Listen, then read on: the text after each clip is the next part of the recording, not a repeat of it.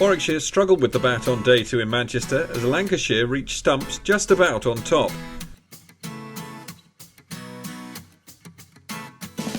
Picking up the day on 82, Stephen Croft didn't have the most convincing of starts. In fact, it was Carl Brown, who picked up on 41 not out in the morning, who was the first to reach his personal milestone, moving to 50 for the second consecutive championship innings after chalking up a half-century against Yorkshire at the end of May. Jeetan Patel continued to put Croft under pressure, but eventually the 31-year-old began to find his way in the same vein as he'd finished on day 1. Their partnership came to a close on 143, 91 for 4 when they came together the previous day, 234 the total when Brown fell LBW to Barker for 61. However, the very next over, Croft moved to his 100, only to fall to Ricky Clark in the veteran seamers very next over. Livingston and Lilly, the two new men at the crease, and the innings started to stutter again. Lilly managed a couple of blows to the boundary before falling caught and bowled to Rankin for 12. And Wagner didn't last long, caught behind off Hannon Dalby for just 5. 277 for 8, Livingston managed to chip in with a useful 34 of 57 balls, but ran out of partners as Jarvis fell LBW to Rankin for 8, and then Parkinson gave Patel his 3rd wicket, his first of the day, to bring the curtain down on the Lancashire innings. 308 all out the total. In reply, Varun Chopra was quickly into his stride, although the weather conditions were offering enough to keep the bowlers interested.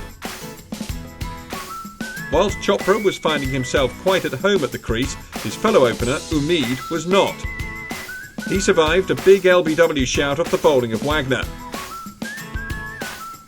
And although he found the boundary on a couple of occasions, there was nothing convincing about his efforts, and therefore not a huge surprise when he was dismissed for 18. But the catch from Smith was a pearler. The very next ball, Ian Bell was on his way back to the pavilion, caught by Livingston as Jarvis took 2 in 2 to reduce Warwickshire to 54 for 2.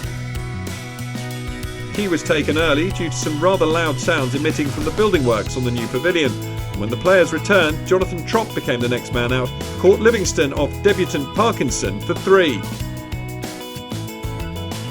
Chopra went on to score his 5th half-century of the season, but once again he failed to convert it into a big score, falling to Parkinson for 59, Croft with the catch behind the stumps. The very next over, Sam Hain was to fall cheaply, Croft again with the catch, this time off Smith. And when Ricky Clark went the very next ball LBW, Warwickshire's innings lay in tatters, 94 for 6, still 214 runs behind their hosts.